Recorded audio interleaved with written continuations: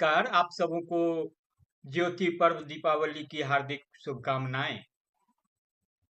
Newsletter वितरा के सरंजन में आपका हार्दिक स्वागत है, अभिनंदन है। अभी ज्योति का पर्व है। दुनिया की सबसे बड़ी ज्योति आंखों की दृष्टि है। जो जन्म से दृष्टिहीन होता है या बाद में हो जाता है, वह सृष्टि के कितने विशाल सौंदर्य को देखने से वंचित हो जाता है, कहने की जरूरत नहीं है।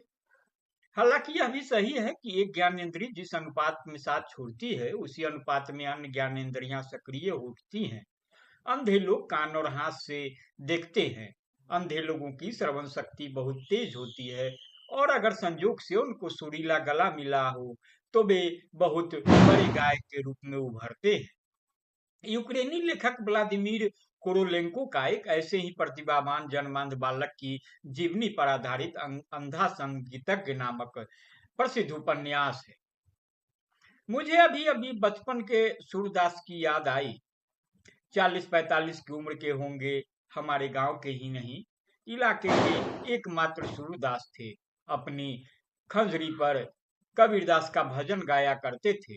मुझे नहीं पता कि उन्होंने कबीर के भजन कहाँ से सीखे थे। यह भी सोचने की बात है कि इतने बड़े हिंदी क्षेत्र और पिछले 1000 वर्षों के दौरान कबीर और तुलसी ही दो ऐसे कवि हुए हैं जिन के पद और चौपाइयां गांव के बिल्कुल अपढ़ लोगों की जुबान पर भी रहे, जो कि अब शिक्षा के आगमन के साथ समाप्त हो चुका है।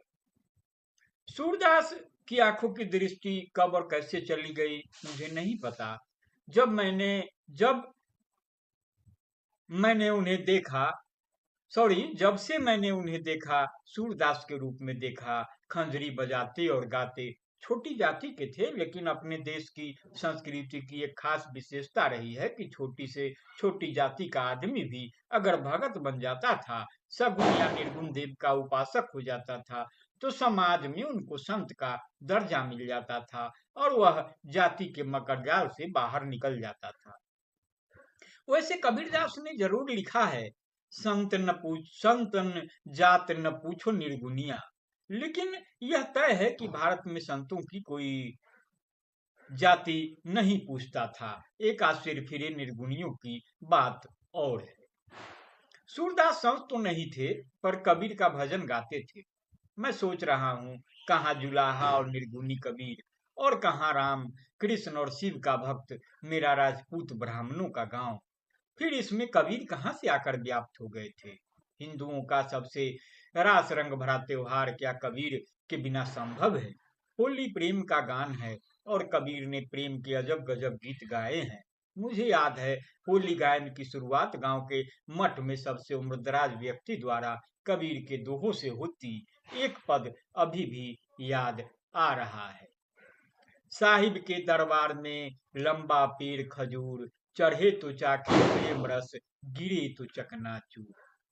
कबीर का भजन गाने के चलते सूरदास की गांव भर में पूछ थी। लोग उनको बिना गीत गवाए जाने नहीं देते थे।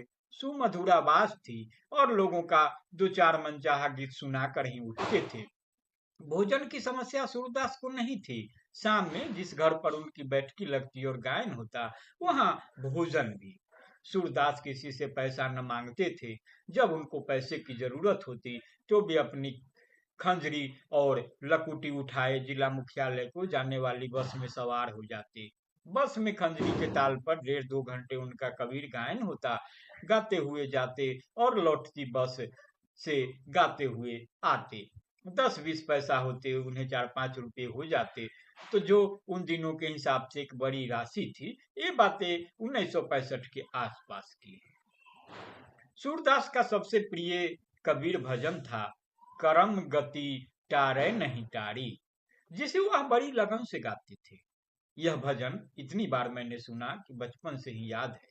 आप भी यह भजन पढ़िए और आंख खोले ही 2 पल के लिए मेरे प्रिय सूरदास की कल्पना कर लीजिए।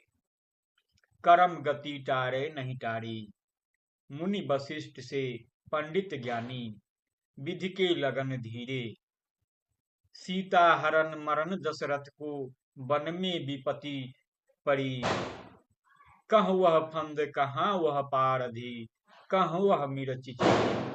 कोटि गाय नित्य पुण्य करत मृग, गिरगिट जोन परी।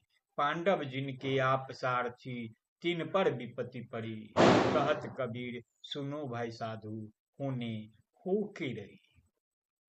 तो एक बार फिर संजीदगी से सुनने गुनने के आग्रह के साथ आप सबों को दृष्टि पर्व दीपावली की रोशनी पर्व दीपावली की ज्योति पर्व दीपावली की हार्दिक शुभकामनाएं। नमस्कार।